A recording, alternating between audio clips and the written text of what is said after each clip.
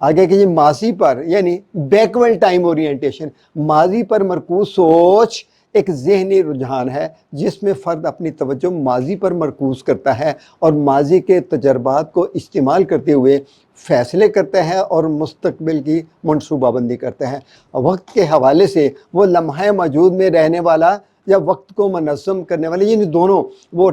ہوگا، in time بھی ہوگا، تھرو ٹائم بھی۔ جیسے کچھ لوگ جو ہے نا ماضی میں جیتے ہیں، ماضی میں رہتے ہیں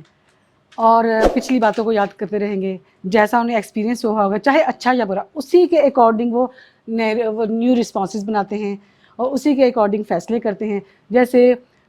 یعنی ان ٹائم والا بندہ یہ سوچ ہوتا ہے کہ بس ابھی جو ماضی میں ہوا تھا اسی میں رہتا ہے، کسی ماضی کی کسی تکلیف کو اسی طرح محسوس کرے گا جیسے یہ ابھی کی بات ہے، ابھی کل کی بات ہے۔ تو جو ماضی میں رہنے والا شخص ان ٹائم بھی ہو سکتا ہے اور تھرو ٹائم بھی ہو سکتا ہے۔ یہ بڑی باریک بات ہے، ذرا دھیان سے ماضی سمجھ میں رہنے لیجیے گا والا جو کر شخص رہی ہیں۔ ان ٹائم بھی ہو سکتا ہے، تھرو ٹائم بھی ہو سکتا ہے۔ اگر وہ ان ٹائم ہے تو کیا کرے گا، جیسے فرض کرے ایک شخص ہے، اس نے کوئی بزنس شروع کیا، اسے لاس ہو گیا اور اس کا پیسہ ڈوب گیا، تو اب جو ان ٹائم والا شخص کی اپروچ کیا ہوگی،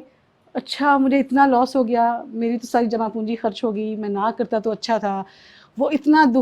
دکھی ہو جائے گا کہ اس کی اپنی صحت متاثر ہونا شروع ہو جائے گی، یعنی وہ اسی دکھ میں رہے گا اور مدتوں یاد رکھے گا۔ جب بھی اسے دکھی ہو گیا، اچھا پتہ نہیں کیا قسمت میں لکھا تھا، قسمت ہی خراب تھی۔ لیکن جو دوسرا تھرو ٹائم والا شخص ہے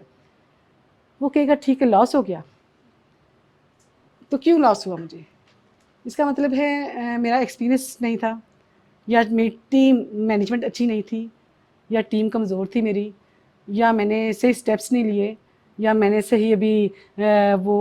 مارکیٹنگ میں ابھی ٹرینڈس کو نہیں چلا دیا۔ وہ وجہ ہی کو تلاش کرے گا اور پھر وہ خامیاں دور کر کے دوبارہ سے بزنس کرے گا اور انشاءاللہ کامیاب ہی ہو جاتا ہے پھر وہ۔